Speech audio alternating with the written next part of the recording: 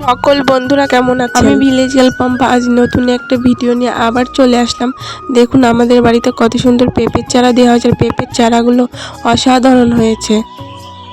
এই পেঁপের চারাগুলো আমাদের জমিতে যে পেঁপে হয়েছিল পাকা পেঁপের বীজ থেকে তৈরি করা হয়েছে। প্রথমে বীজগুলো ভিজিয়ে রাখা হয়েছিল, তারপরে কল আসলে মাটিতে বসিয়ে দেওয়া হয়েছে, সেখান থেকেই এই চারাগুলো হয়েছে। দেখুন, আর একটা গ্লাসে করে মাটি ভরে আমরা এই চারাগুলো দিয়েছি।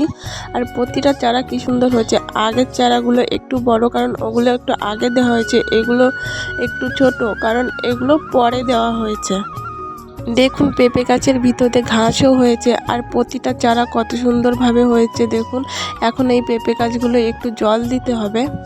মাটিটা একটু শুকিয়ে শুকিয়ে গেছে, দুই একটা আবার ভিজেও আছে। আর পেঁপে গাছগুলো একটা ওষুধ দেওয়া হয়েছিল, ওষুধটার আমার নাম জানা নেই, পরে জেনে আপনাদের বলে দেব। আর এখন আমি জল নিয়ে চলে এসেছি। পেঁপে গাছগুলোই দেখুন আমি জল দিচ্ছি। জল একটা পাত্র আছে, ওটা দিয়ে দিলে বেশ ভালো হয় জল দেওয়ার। আবার মোটরের পাইপ দিয়েও হাত দিয়ে একটা সিস্টেম করে দেওয়া যায়, ওটা আপনাদের আর একদিন দেখাবো।